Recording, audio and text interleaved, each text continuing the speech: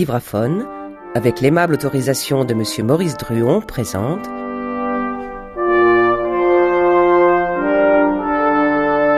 La Louve de France, 5e épisode des Rois Maudits.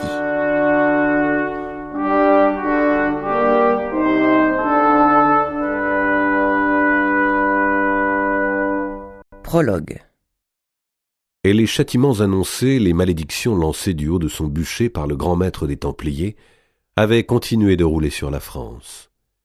Le destin abattait les rois comme des pièces d'échecs. Après Philippe le Bel foudroyé, après son fils aîné Louis X, au bout de 18 mois assassiné, le second fils Philippe V paraissait promis à un long gouvernement. Or, à peine 5 années écoulées, Philippe V mourait à son tour avant d'avoir atteint 30 ans. Arrêtons-nous un instant sur ce règne qui ne se présente comme un répit de la fatalité qu'en regard des drames et des écroulements qui allaient lui faire suite.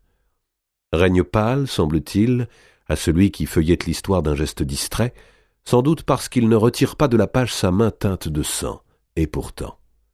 Voyons de quoi sont faits les jours d'un grand roi, quand le sort lui est contraire. Car Philippe V, le long, pouvait compter au nombre des grands rois. Par la force et par la ruse, par la justice et par le crime, il avait, jeune homme encore, saisi la couronne mise aux enchères des ambitions.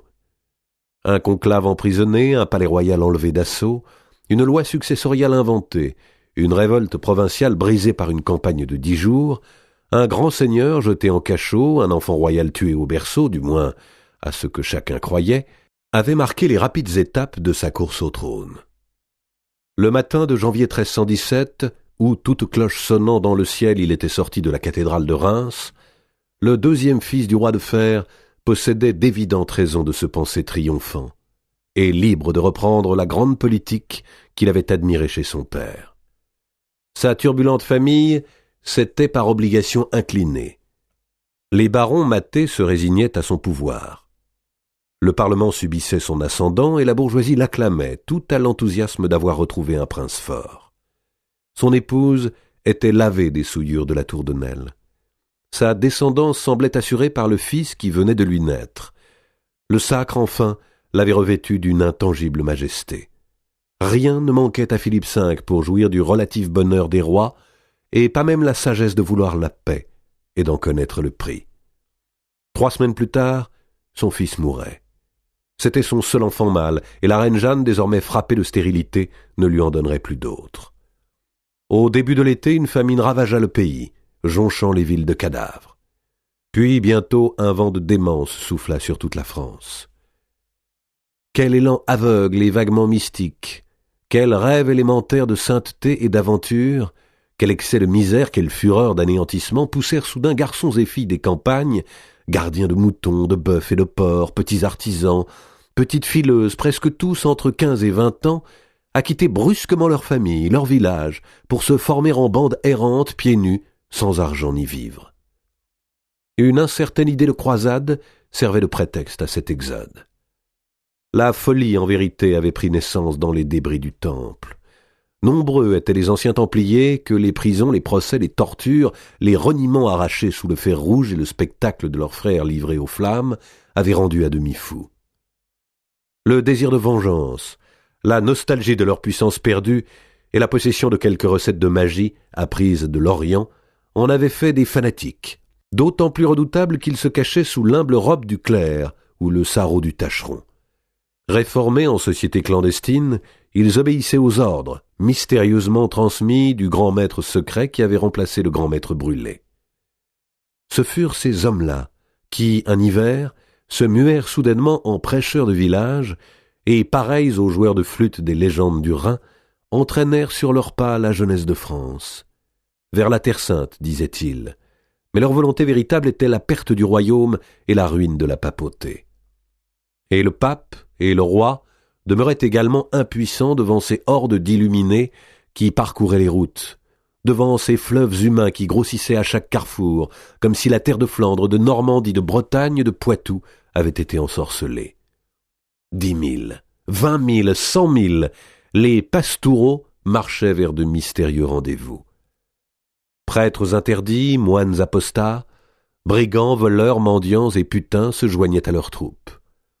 Une croix était portée en tête de ces cortèges, où filles et garçons s'abandonnaient à la pire licence, au pire débordement. 100 000 marcheurs en guenilles, qui entrent dans une ville pour y demander l'aumône, ont vite fait de la mettre au pillage. Et le crime, qui n'est d'abord que l'accessoire du vol, devient bientôt la satisfaction d'un vice. Les pastoureaux ravagèrent la France pendant toute une année, avec une certaine méthode dans leur désordre, n'épargnant ni les églises ni les monastères. Paris affolé vit cette armée de pillards envahir ses rues, et le roi Philippe V, d'une fenêtre de son palais, leur adressait des paroles d'apaisement. Ils exigeaient du roi qu'il se mît à leur tête.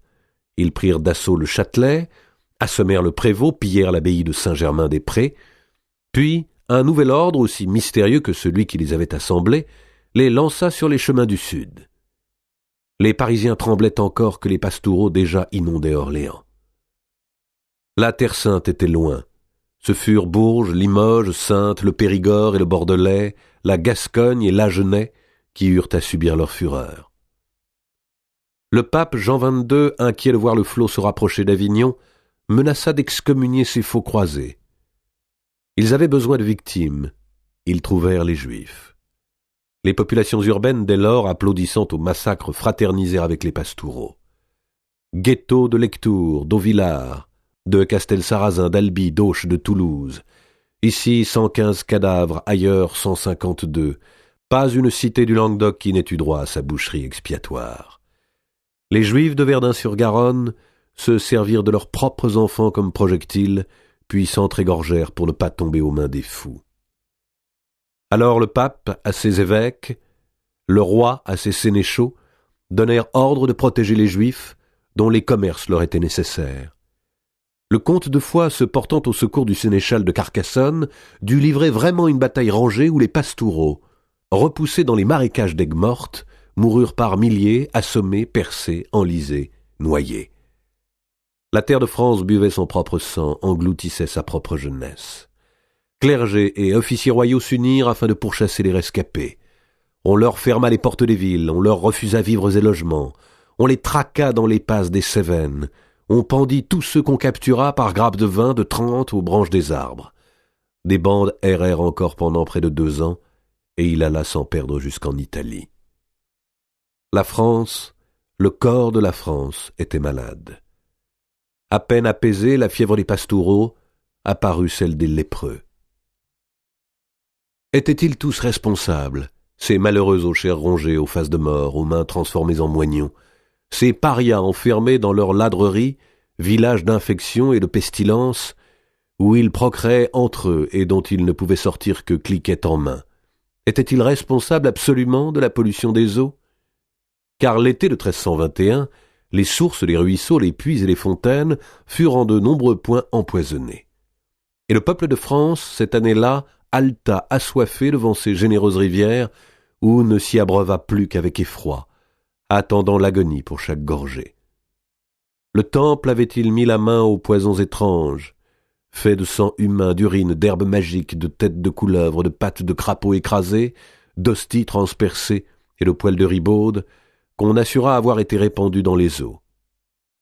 Avait-il poussé à la révolte le peuple maudit, lui inspirant, comme certains lépreux l'avouèrent sous la torture, la volonté que tous les chrétiens périssent, ou devinssent lépreux eux-mêmes? L'affaire commença dans le Poitou, où le roi Philippe V séjournait. Elle gagna vite le pays tout entier.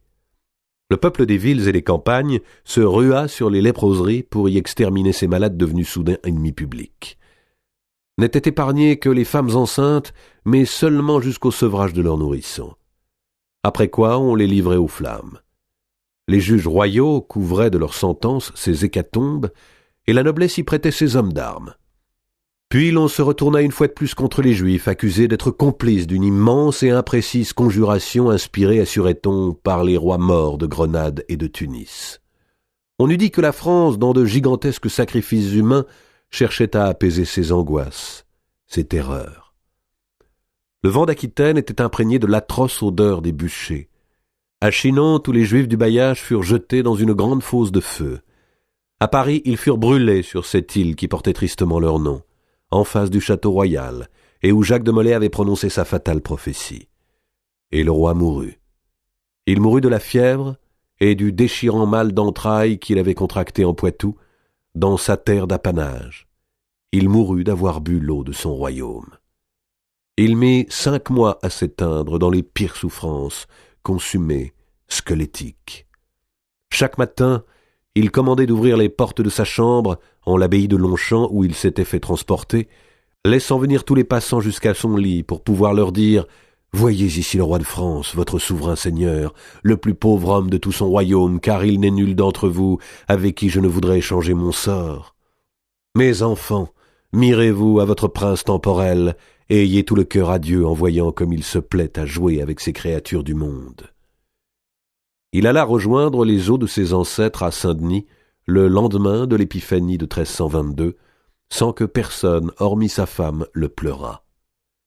Et pourtant, il avait été un roi fort sage, soucieux du bien public. Il avait déclaré inaliénable toute partie du domaine royal. Il avait unifié les monnaies, les poids et les mesures, réorganisé la justice pour qu'elle fût rendue avec plus d'équité, interdit le cumul des fonctions publiques, défendu aux prélats de siéger au Parlement, doté les finances d'une administration particulière. On lui devait encore d'avoir développé l'affranchissement des serfs. Il souhaitait que le servage disparût totalement de ses États. Il voulait régner sur un peuple d'hommes jouissant de la liberté véritable, telle que la nature les avait faits. Il avait évité les tentations de la guerre, supprimé de nombreuses garnisons intérieures pour renforcer celles des frontières, et préféré toujours les négociations aux stupides équipés. Sans doute était-il trop tôt pour que le peuple admît que la justice et la paix coûtassent de lourds sacrifices d'argent. Où sont allés, demandait-on, les revenus, les dîmes et les anates, et les subventions des Lombards et des Juifs, puisqu'on a moins distribué d'aumônes, qu'on n'a pas tenu chevaucher ni construit d'édifices? Où donc tout cela a-t-il fondu? Les grands barons provisoirement soumis et qui parfois devant les remous des campagnes s'étaient par peur serrés autour du souverain, avaient attendu patiemment leur heure de revanche et contemplé d'un regard apaisé l'agonie de ce jeune roi qu'ils n'avaient pas aimé. Philippe V le Long, homme seul, en avance sur son temps, était passé dans l'incompréhension générale. Il ne laissait que des filles. La loi des mâles qu'il avait promulguée pour son propre usage les excluait du trône. La couronne était échue à son frère cadet, Charles de la Marche, aussi médiocre d'intelligence que beau de visage. Le puissant comte de Valois, le comte Robert d'Artois, tout le cousinage capétien et la réaction baroniale se voyaient à nouveau triomphants. Enfin, l'on pouvait reparler de croisades, se mêler aux intrigues de l'Empire, trafiquer des cours de la monnaie et assister en se moquant aux difficultés du royaume d'Angleterre. Là-bas, un roi léger, décevant, incapable, soumis à la passion amoureuse qu'il porte à son favori, se bat contre ses barons, contre ses évêques, et lui aussi trempe la terre de son royaume du sang de ses sujets. Là-bas, une princesse de France vit en femme humiliée, en reine bafouée, tremble pour sa vie, conspire pour sa sauvegarde et rêve de vengeance. Il semble qu'Isabelle, fille du roi de fer et sœur de Charles IV de France, ait transporté au-delà de la Manche la malédiction des Templiers.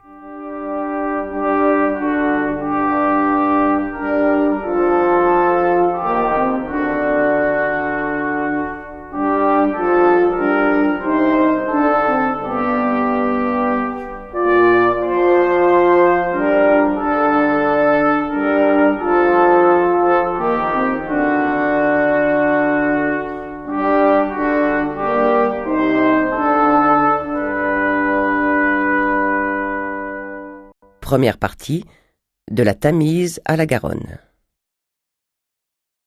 On ne s'évade pas de la tour de Londres. Un énorme corbeau, noir, luisant, monstrueux, presque aussi gros qu'une oie, sautillait devant le soupirail. Parfois il s'arrêtait, l'aile basse, la paupière faussement close, sur son petit œil rond, comme s'il allait dormir. Puis, soudain, détendant le bec, il cherchait à frapper les yeux d'homme qui brillaient derrière les barreaux du soupirail. Ses yeux gris, couleur de silex, semblaient attirer l'oiseau. Mais le prisonnier était vif et avait déjà reculé le visage. Alors le corbeau reprenait sa promenade par sauts pesants et courts. L'homme à présent sortait la main hors du soupirail, une belle main grande et longue, nerveuse, l'avançait ostensiblement, la laissait inerte, pareille à une branche sur la poussière du sol, attendant l'instant de saisir le corbeau par le cou. L'oiseau, lui aussi, était rapide en dépit de sa taille.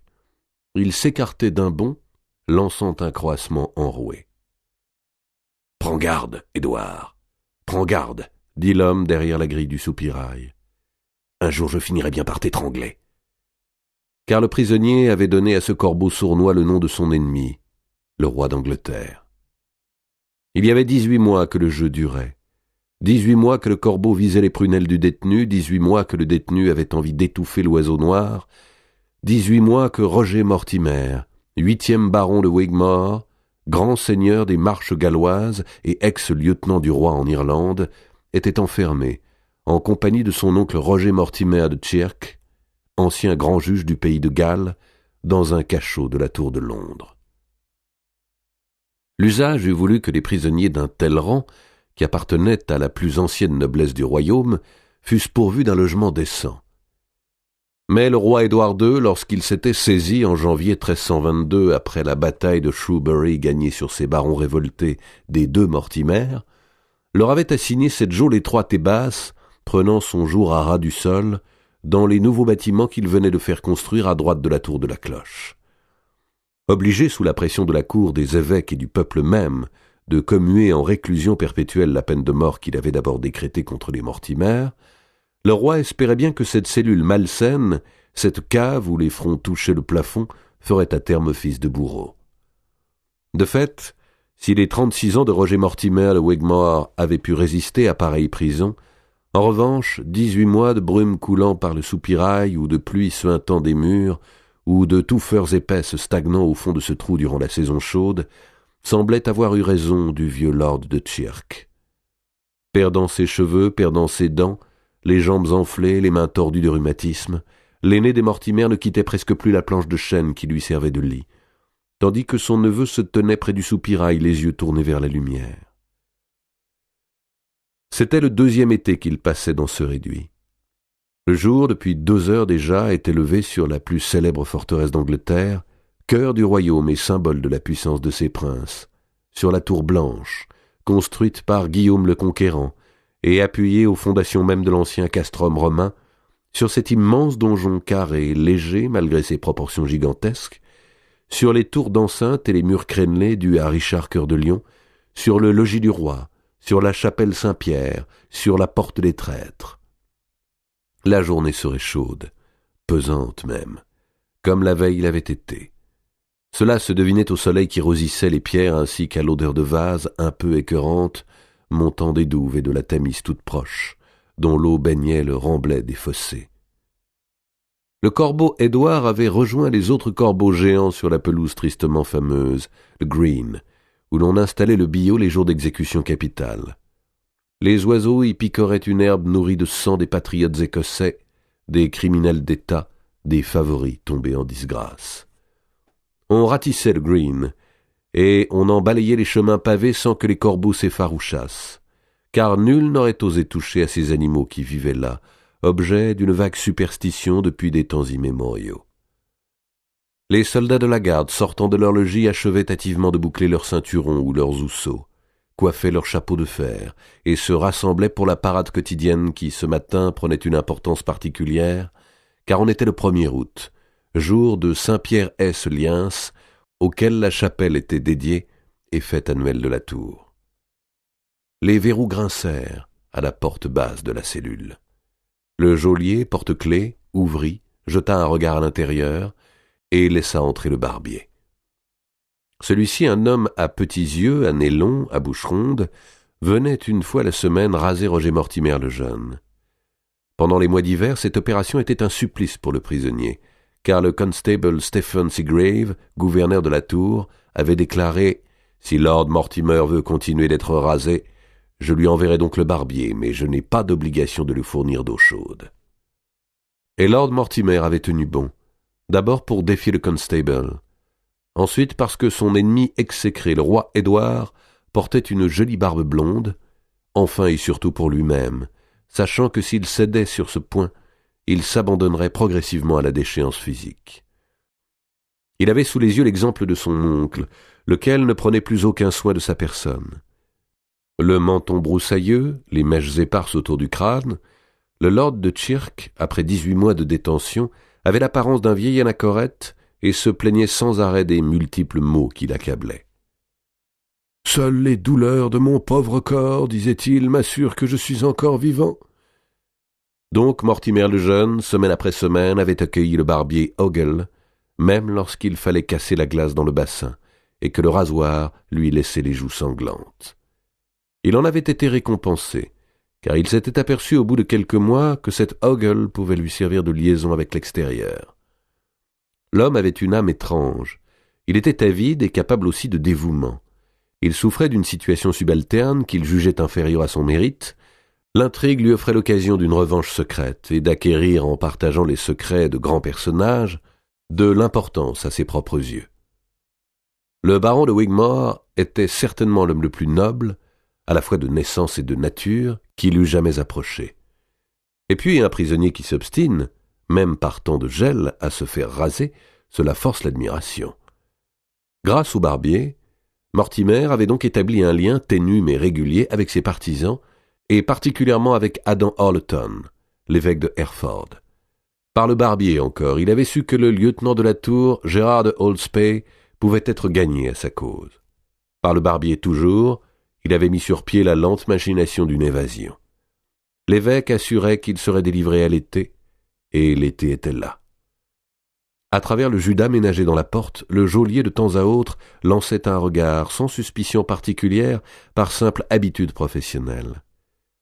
Le prisonnier, une écuelle de bois sous le menton, retrouverait-il jamais le bassin de fin argent martelé dont il se servait naguère, et écoutait les propos de convenance que lui adressait le barbier à voix très haute pour donner le change. Le soleil, l'été, la chaleur. Il faisait toujours beau temps, c'était chose remarquable, le jour de la Saint-Pierre. Se penchant davantage sur son rasoir, Ogle souffla « Be ready tonight, my lord. » « Soyez prêt pour ce soir, monseigneur. » Mortimer n'eut pas un tressaillement. Ses yeux couleur de silex, sous les sourcils bien fournis, se tournèrent seulement vers les petits yeux noirs du barbier. Celui-ci confirma d'un mouvement de paupières. « Holspay, » murmura Mortimer. « He'll go with us. »« Il partira avec nous, » répondit le barbier en passant de l'autre côté du visage. « The bishop, l'évêque ?» demanda encore le prisonnier. « He'll be waiting for you outside. After dark. »« Il vous attendra à l'extérieur à la nuit tombée, » dit le barbier, qui aussitôt se remit à parler bien fort du soleil, de la parade qui s'apprêtait, des jeux qui se dérouleraient l'après-midi. Sa barbe faite, Mortimer se rinça le visage et s'essuya d'une toile sans même en sentir le contact. Et lorsque le barbier Ogle fut parti en compagnie du porte-clés, le prisonnier s'étreignit la poitrine à deux mains et avala une grande gorgée d'air. Il se retenait de crier « Soyez prêts pour ce soir !» Ces mots lui bruissaient dans la tête. Se pouvait-il que ce fût pour ce soir? Enfin. Il s'approcha du bas-flanc où somnolait son compagnon de geôle. « Mon oncle, dit-il, ce sera pour ce soir. » Le vieux lord de Tchirk se tourna en gémissant, éleva vers son neveu ses prunelles décolorées qui brillaient d'une lueur glauque dans l'ombre de la cellule, et répondit avec lassitude « On ne s'évade pas de la tour de Londres, mon garçon. Personne, ni ce soir, ni jamais. » Mortimer le jeune eut un mouvement d'irritation. Pourquoi cette obstination négative, ce refus du risque de la part d'un homme qui, au pire, avait si peu de vie à perdre? Il s'interdit de répondre pour ne pas s'emporter. Bien qu'ils parlassent français entre eux, comme toute la cour et la noblesse, alors que les serviteurs, les soldats et le commun peuple parlaient anglais, il craignait toujours d'être entendu. Mortimer revint au soupirail et regarda de bas en haut la parade avec le sentiment exaltant d'y assister peut-être pour la dernière fois. Au niveau de ses yeux passaient et repassaient les housseaux de la troupe. De gros souliers de cuir frappaient les pavés. Et le lord Wigmore ne pouvait s'empêcher d'admirer les évolutions précises des archers, ces remarquables archers anglais, les meilleurs d'Europe, qui tiraient jusqu'à 12 flèches à la minute. Au milieu du green, Holspay, le lieutenant, raide comme un pieu, criait les ordres à pleine voix et présentait la garde au constable. On comprenait mal que ce grand jeune homme, blond et rose, si attentif à son service, si visiblement animé du désir de bien faire, eût accepté de trahir. Il fallait qu'il y eût été poussé par d'autres motifs que le seul appât de l'argent. Gerard Holspay, lieutenant de la Tour de Londres, souhaitait, comme beaucoup d'officiers, de shérifs, d'évêques et de seigneurs, voir l'Angleterre débarrassée des mauvais ministres qui entouraient le roi. Sa jeunesse rêvait de jouer un rôle héroïque. De plus, il haïssait et méprisait son chef, le constable Seagrave. Ce dernier, un borgne à joues flasques, buveur et nonchalant, ne devait sa haute charge qu'à la protection, précisément, des mauvais ministres. Pratiquant ouvertement les mœurs dont le roi Édouard faisait étalage devant la cour, le constable se servait volontiers de sa garnison comme d'un harem, et ses goûts le portaient par préférence vers les grands jeunes hommes blonds. Aussi l'existence du lieutenant Holspay, fort dévot et éloigné du vice, était devenue un enfer. Ayant naguère repoussé les tendres assauts du constable, Holspay en subissait maintenant les continuelles persécutions. Il n'était de tracasserie, de vexation que Seagrave ne lui infligea. Le borgne avait les loisirs de la cruauté. Dans l'instant même, passant l'inspection des hommes, il accablait son second de moqueries grossières pour des vétilles, pour un défaut d'alignement, pour une tache de rouille sur le fer d'un couteau, pour une minuscule déchirure dans le cuir d'un sac à flèches. Son œil unique ne cherchait que le défaut. Bien que ce fût fait, jour où de coutume les punitions étaient levées, le constable ordonna que 3 soldats fussent fouettés sur-le-champ à cause du mauvais état de leur équipement. Un sergent alla quérir les verges. Les hommes punis durent baisser leurs choses devant tous leurs camarades alignés. Le constable parut fort s'amuser du spectacle. « Si la garde n'est pas mieux tenue, la prochaine fois, Holspay, ce sera vous, dit-il. Puis, toute la garnison, à l'exception des sentinelles, se rendit à la chapelle pour entendre messe et chanter cantiques. Les voix rudes et fausses parvenaient jusqu'au prisonnier, aux aguets derrière son soupirail. « Soyez prêts pour ce soir, my lord. » L'ancien délégué du roi en Irlande ne cessait de penser que le soir, peut-être, il serait libre. Une journée entière à attendre, à espérer, à craindre aussi. Craindre que Ogle ne commit une sottise dans l'exécution du plan préparé, craindre que Holspay, à la dernière minute, ne soit ressaisi par le sens du devoir. Une journée à prévoir tous les obstacles fortuits, tous les éléments de hasard qui peuvent faire manquer une évasion. Il vaut mieux n'y pas songer, se dit-il, et croire que tout ira bien, les choses surviennent toujours différemment de ce qu'on a pu imaginer. Mais sa pensée revenait au même souci. Il y aura les veilleurs sur les chemins de ronde. Il fit un brusque saut en arrière. Le corbeau avait avancé en tapinois le long du mur, et il s'en était fallu de peu cette fois qu'il n'atteignit l'œil du prisonnier. « Ah, Édouard, c'en est trop à présent, dit Mortimer entre les dents. L'un de nous deux aujourd'hui doit l'emporter. » La garnison venait de sortir de la chapelle et d'entrer au réfectoire pour les ripailles traditionnelles. Le geôlier reparut sur le seuil de la cellule, suivi d'un gardien chargé du repas des prisonniers.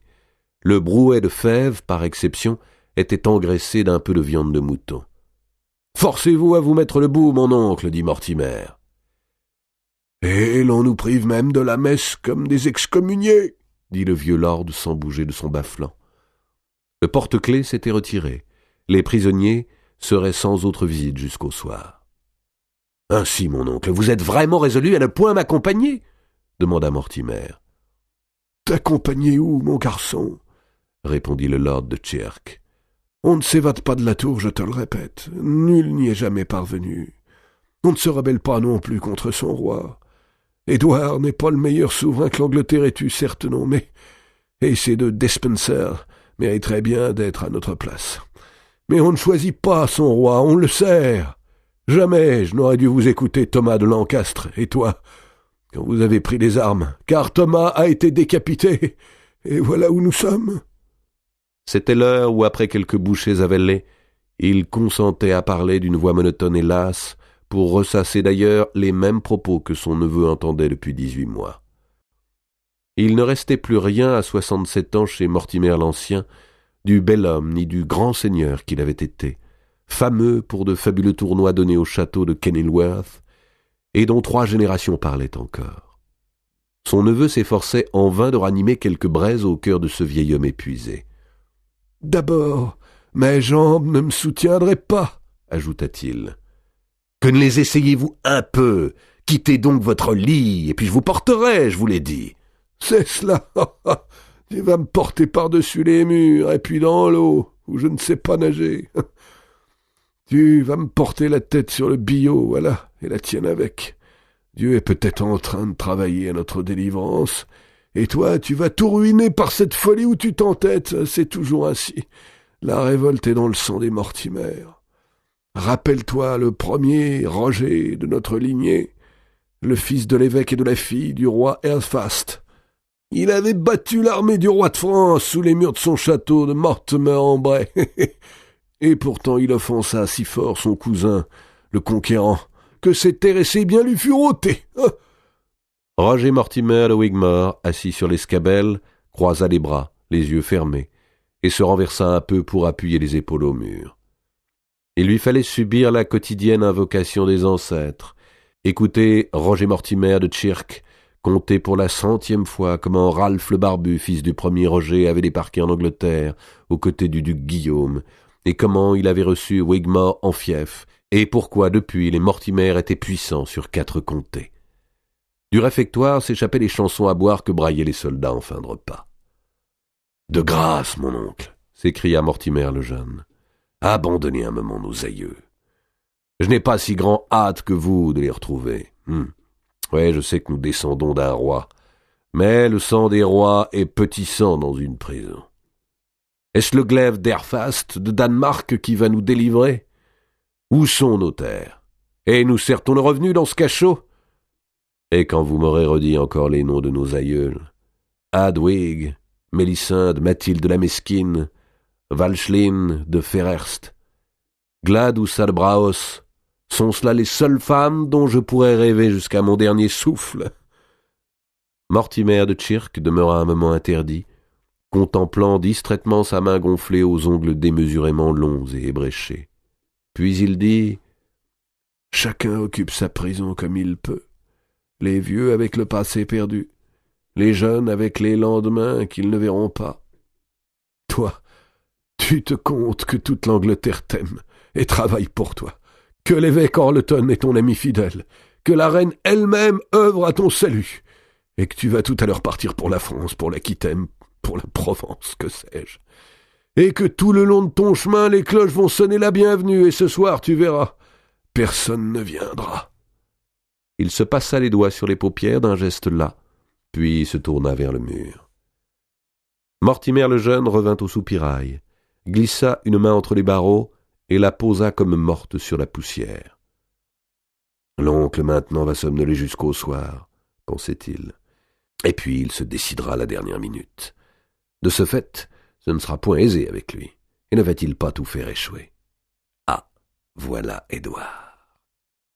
L'oiseau s'était arrêté à peu de distance de la main inerte, et essuyait son gros bec noir contre ses pattes. Si je t'étrangle, mon évasion réussira. Si je le manque, je ne m'échapperai pas. Ce n'était plus un jeu, mais un pari avec le destin. Pour occuper son attente, tromper son anxiété, le prisonnier avait besoin de se fabriquer des présages, et il guettait d'un œil de chasseur l'énorme corbeau. Mais celui-ci, comme s'il avait discerné la menace, s'écarta. Les soldats sortaient du réfectoire, le visage tout illuminé. Ils se répartirent en petits groupes à travers la cour, pour les jeux, les courses et luttes qui étaient tradition de fête. Pendant 2 heures, le torse nu, ils suèrent sous le soleil, rivalisant de force pour se plaquer au sol ou d'adresse pour lancer des masses contre un piquet de bois. On entendait le constable crier « Le prix du roi, qui le gagnera? 1 shilling !» Puis, quand le jour commença de baisser, les hommes allèrent se laver aux citernes, et, plus bruyants que le matin, commentant leurs exploits ou leurs défaites, ils regagnèrent le réfectoire pour manger et boire encore.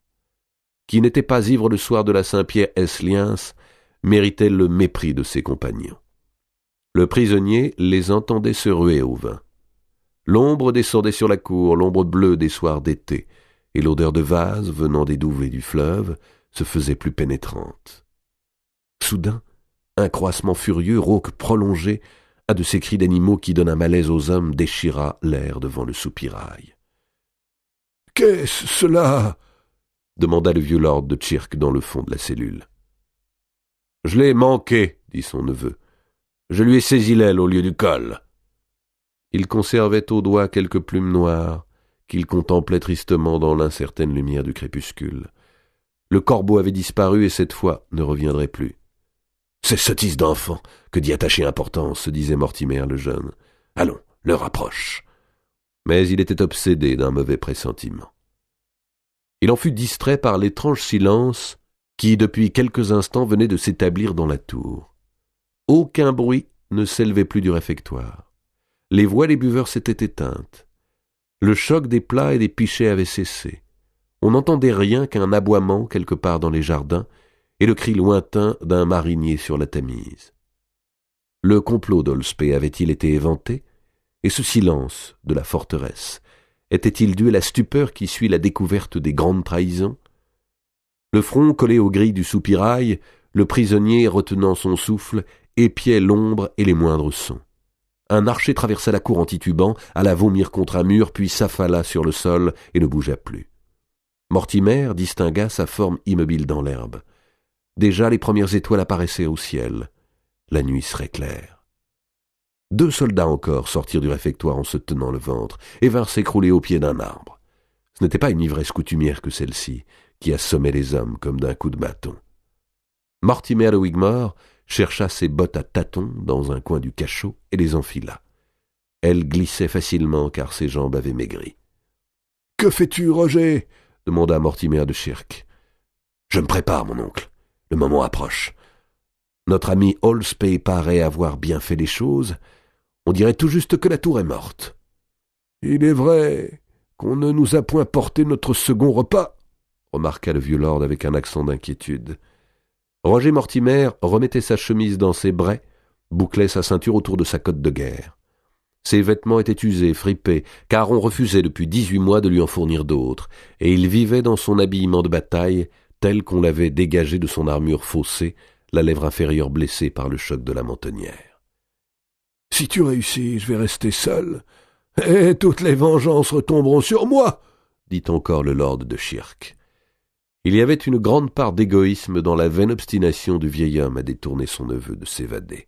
« Entendez donc, mon oncle, voici qu'on vient, cette fois levez-vous !» Des pas résonnaient sur les dalles de pierre, approchaient de la porte. Une voix appela « My lord !»« Est-ce toi, Holspé ?»« Oui, my lord. Mais je n'ai pas la clé. Votre geôlier, dans son ivresse, a égaré le trousseau, et maintenant, en l'état où il est, on ne peut rien en tirer. Je l'ai cherché partout. » Du bas-flanc où reposait le lord de Tchirk partit un petit ricanement. Mortimer le jeune eut un juron de dépit. Holspé mentait-il, ayant pris peur à la dernière minute? Mais dans ce cas, pourquoi était-il venu? Ou bien était-ce le hasard absurde, ce hasard que le prisonnier avait tenté d'imaginer toute la journée et qui se présentait sous cette forme?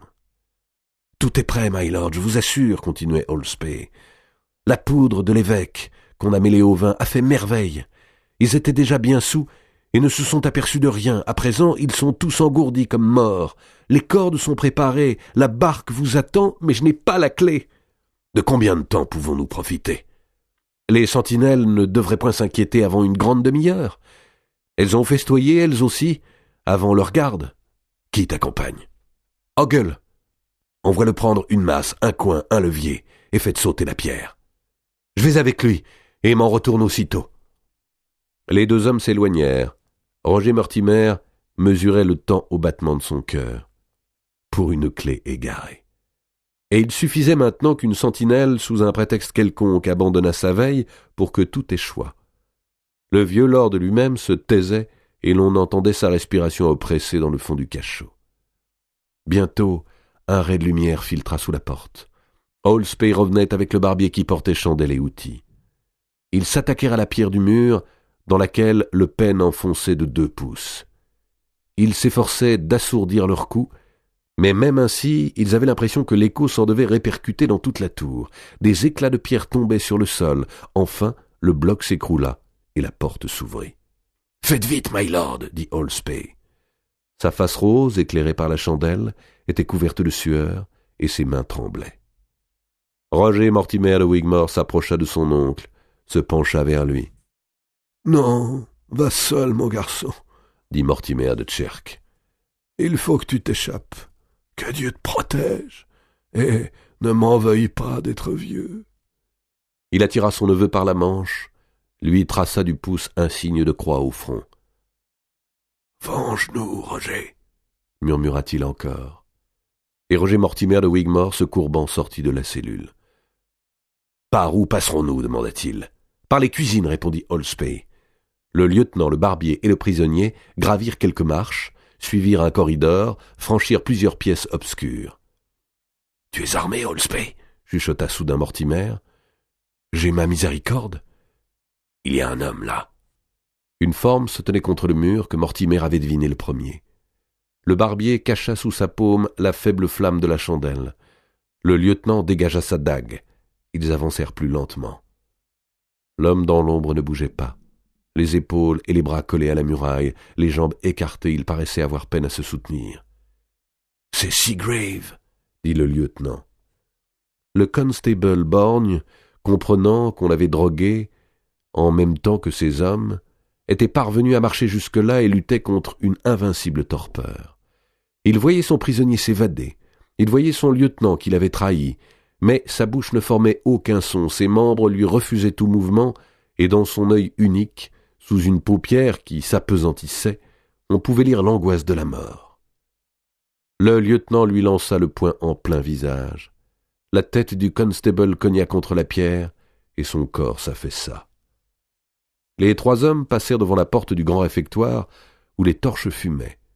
Toute la garnison s'y trouvait endormie. Affalés sur les tables, écroulés sur les bancs, étendus à même le sol, les archers ronflaient, gueule ouverte, dans des postures grotesques, comme si un magicien les eût plongés dans un sommeil de 100 ans.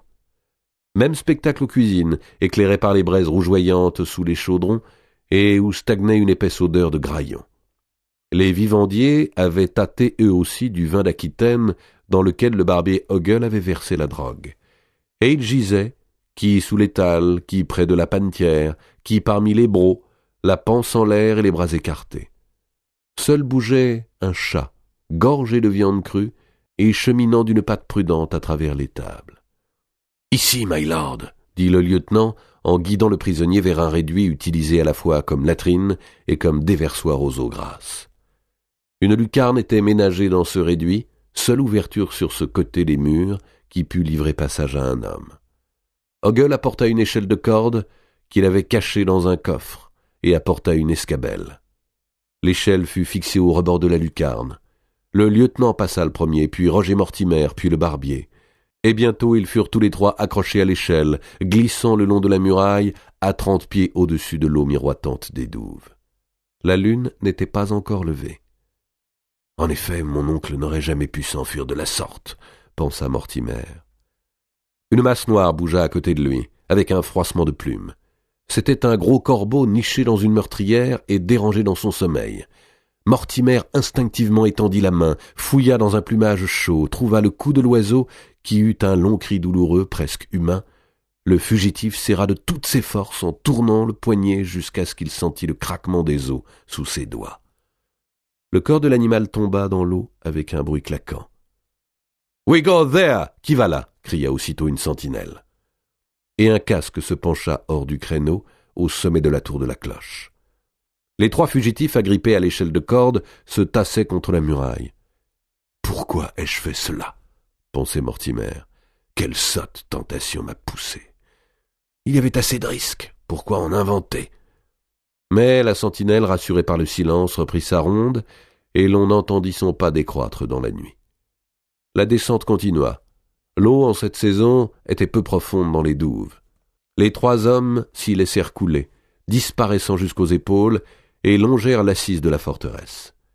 S'appuyant de la main aux pierres du mur romain, ils contournèrent la tour de la cloche, puis traversèrent le fossé en amortissant le plus possible le bruit de leurs gestes. Le talus était vaseux et glissant. Les fugitifs s'y hissèrent sur le ventre, cédant l'un l'autre, puis coururent, courbés, jusqu'à la berge du fleuve. Là, une barque attendait, cachée dans les herbes. 2 rameurs se tenaient aux avirons. Un homme enveloppé dans une grande chape sombre, à la tête couverte d'un chaperon à oreillettes, était assis à l'arrière. Il émit un sifflement léger à 3 reprises. Les fugitifs sautèrent dans la barque. « My Lord Mortimer !» dit l'homme à la chape en tendant les mains. « My Lord Bishop !» répondit l'évadé en faisant le même geste. Ses doigts rencontrèrent le cabochon d'une bague vers laquelle il pencha les lèvres. « Go ahead, quickly !» commanda le prélat au rameur. Et les avirons entrèrent dans l'eau. Adam Orleton, évêque de Hereford, nommé à son siège par le pape, contre la volonté du roi, et chef de l'opposition du clergé, venait de faire évader le plus important seigneur du royaume. C'était Orleton qui avait tout organisé, tout préparé, circonvenu Holspay en l'assurant qu'il allait gagner à la fois sa fortune et le paradis, fourni le narcotique qui avait plongé dans l'hébétude la tour de Londres. « Tout s'est bien passé, Holspay ?» demanda-t-il. « Aussi bien que possible, my lord » répondit le lieutenant.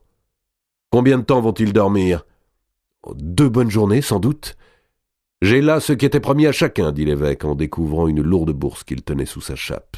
« Et pour vous aussi, my lord. J'ai le nécessaire à votre dépense, pour quelques semaines tout au moins. » À ce moment, on entendit une sentinelle crier « Found the alarm ! Sonnez l'alarme !» Mais la barque était déjà fort engagée sur le fleuve, et tous les cris des sentinelles ne parviendraient pas à réveiller la tour.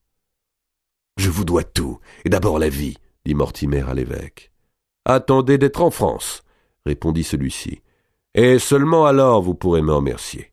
Des chevaux nous attendent sur l'autre rive, à Bermondsey. Une nef est frétée, auprès de Douvres, prête à appareiller. Partez-vous avec moi. »« Non, my lord, je n'ai aucune raison de fuir. Dès que je vous aurai embarqué, je rentre en mon diocèse. » »« Ne craignez-vous donc pas pour vous-même, après ce que vous venez de faire ?»« Je suis homme d'église, » répondit l'évêque, avec une pointe d'ironie. « Le roi me hait, mais n'osera pas me toucher. » Ce prélat, à la voix tranquille, qui bavardait au milieu de la Tamise aussi calme que s'il eût été dans son palais épiscopal, possédait un singulier courage, et Mortimer l'admira sincèrement. Les rameurs étaient au centre de la barque. Holspay et le barbier s'étaient installés à l'avant. « Et la reine ?» demanda Mortimer. « L'avez-vous approchée récemment? La tourmente-t-on toujours autant ?»« La reine, pour le moment, est dans le Yorkshire, où le roi voyage, ce qui a d'ailleurs bien facilité notre entreprise. Votre épouse... » L'évêque insista légèrement sur ce dernier mot. « Votre épouse m'en a fait tenir des nouvelles l'autre jour. » Mortimer se sentit rougir et rendit grâce à l'ombre qui cachait son trouble. Il s'était inquiété de la reine avant même de s'être enquis des siens et de sa propre femme. N'avait-il donc, durant ces 18 mois de détention, pensé qu'à la reine Isabelle ? « La reine vous veut grand bien, » reprit l'évêque. « C'est elle qui a fourni de sa cassette, de la maigre cassette que nos bons amis des Spencer consentent à lui laisser, ce que je vais vous remettre pour que vous puissiez vivre en France. Pour tout le reste, pour Holspay, le barbier, les chevaux, la nef qui vous attend, mon diocèse en a fait les frais. » Il avait posé la main sur le bras de l'évadé. « Mais vous êtes trempé, ajouta-t-il. »« Bah, fit Mortimer, l'air de la liberté me séchera vite. » Il se leva, dépouilla sa cotte et sa chemise, et se tint debout, torse nu, au milieu de la barque. Il avait un beau corps solide, aux épaules puissantes, au dos long et musclé. La captivité l'avait amaigri, mais sans diminuer l'impression de force que donnait sa personne. La lune, qui venait de surgir, l'éclairait d'une lueur dorée et dessinait les reliefs de sa poitrine. « Propice aux amoureux, funeste aux fugitifs, » dit l'évêque en montrant la lune. « C'était juste la bonne heure. » Roger Mortimer, sur sa peau et dans ses cheveux mouillés, sentait glisser l'air de la nuit, chargé d'odeurs d'herbe et d'eau. La Tamise, plate et noire, fuyait le long de la barque, et les avirons soulevaient les paillettes d'or. La berge opposée approchait. Le grand baron se retourna pour regarder une dernière fois la tour, haute, immense, épaulée sur ses fortifications, ses remparts, ses remblais. On ne s'évade pas de la tour. Il était le premier prisonnier depuis des siècles à s'en être échappé. Il mesurait l'importance de son acte et le défi qu'il lançait à la puissance des rois. En arrière, la ville endormie se profilait dans la nuit. Sur les deux rives et jusqu'au pont gardé par ses hautes tours, oscillaient lentement les mâts pressés, nombreux, des navires de la Hanse de Londres, de la Hanse teutonique, de la Hanse parisienne des marchands d'eau, de l'Europe entière qui apportait les draps de Bruges, le cuivre, le goudron, la poix, les couteaux, les vins de Saintonge et de l'Aquitaine, les poissons séchés, et chargeait pour la Flandre, pour Rouen, pour Bordeaux, pour Lisbonne, le blé, le cuivre, l'étain, les fromages et surtout la laine, la meilleure qui soit au monde, des moutons anglais. On reconnaissait à leur forme et à leur dorure les grosses galères vénitiennes. Mais déjà Roger Mortimer de Wigmore pensait à la France. Il irait d'abord demander asile en Artois, à son cousin Jean de Fienne. Il étendit les bras largement d'un geste d'homme libre. Et l'évêque d'Arleton, qui regrettait de n'être né ni beau ni grand seigneur, contemplait avec une sorte d'envie ce corps assuré, prêt à bondir en selle, ce haut torse sculpté, ce menton fier, ces rudes cheveux bouclés, qui allaient emporter dans l'exil le destin de l'Angleterre.